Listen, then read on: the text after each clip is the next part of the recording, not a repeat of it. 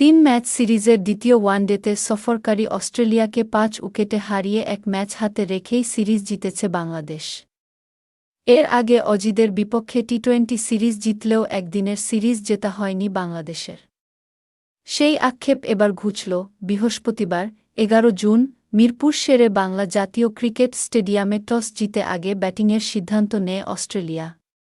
বৃষ্টিবিঘ্নিত আবহাওয়ায় শুরুতেই ছোট হয়ে আসে ম্যাচের দৈর্ঘ্য। প্রথমে ব্যাট করে ৪২ ওভারে ৮ উইকেট হারিয়ে ১৮৭ রান করে সফরকারীরা।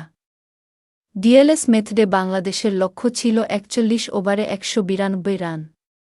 ৩৬ বল ও ৫ উইকেট হাতে রেখেই এই রান পেরিয়ে যায় টাইগাররা।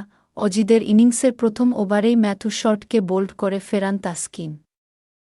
দ্বিতীয় ওভারেই কুপার কনলিকে রানের খাতা খোলার আগেই ফেরান মুস্তাফিজ।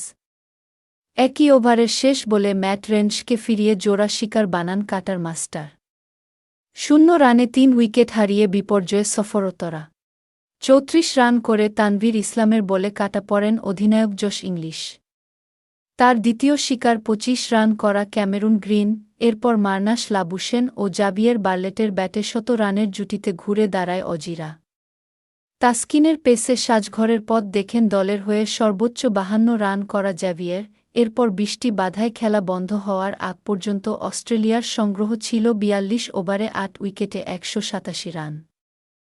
আর খেলা মাঠে না গড়ালে ডিএল ম্যাথডে বাংলাদেশের লক্ষ্য দাঁড়ায় ১৯২। জবাবে শুরুতেই ০ রানে তানজিদ তামিমকে হারায় বাংলাদেশ।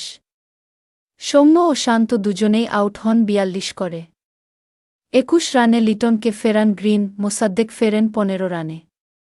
তবে তাওহিদ হৃদয়ের অপরাজিত ৪০ ও মিরাজের ২২ রানে ভর করে ৩৬ বল হাতে রেখেই টার্গেট টপকে যায় বাংলাদেশ।